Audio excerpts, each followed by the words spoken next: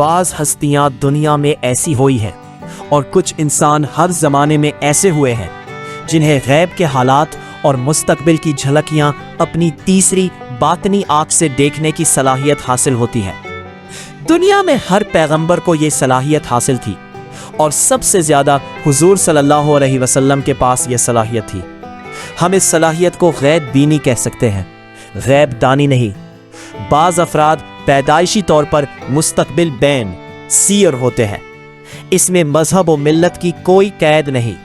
فرق یہ ہے کہ ایک پیغمبر جو کچھ باطنی آنکھ سے دیکھتا ہے جب وہ اسے بیان کرتا ہے، من و ان بیان کرتا ہے، شیاطین اور شریر جنات اس کے بیان اور مشاہدہ کے درمیان کوئی گڑبڑ، خلل اور رخ نہ ڈالنے سے قاصر رہتے ہیں۔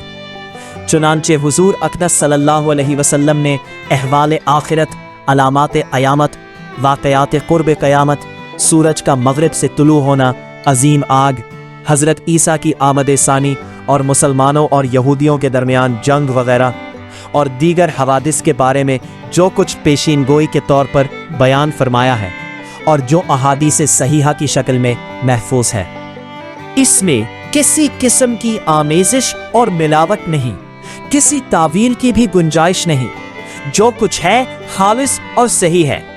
اس کے برعکس ایک کاہن، نجومی اور غیب بین سیر جو کچھ اپنی پراسرار صلاحیت کے زور پر عام انسانی آنکھ کو دکھائی نہ دینے والی سکرین اور مستقبل کے متعلق پڑھتا ہے، اس کے متعلق جب وہ بیان کرنے لگتا ہے تو اپنی محدود باطنی قوت، غیر یقینی حافظہ اور مشاہدے کے دوران شیاطین کی غیر مری دست اندازی جیسے عوامل کے باعث درست اور غلط کے درمیان رہتا ہے۔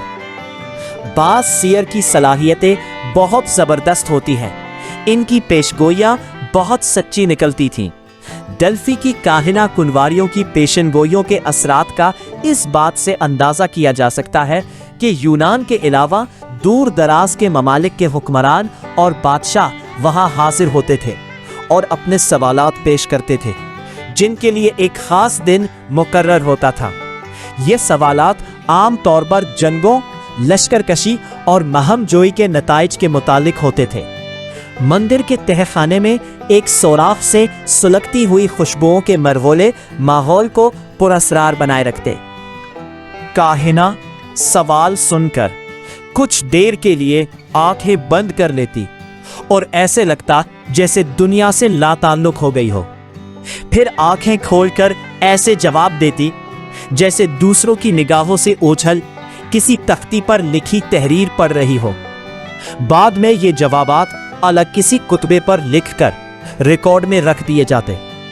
ایسا بہت کم ہوا کہ ڈیلفی کی کوئی پیشگوئی غلط نکلی ہو، لیکن بعض اہم پیشگوئیاں ذو معنی الفاظ میں کی گئی۔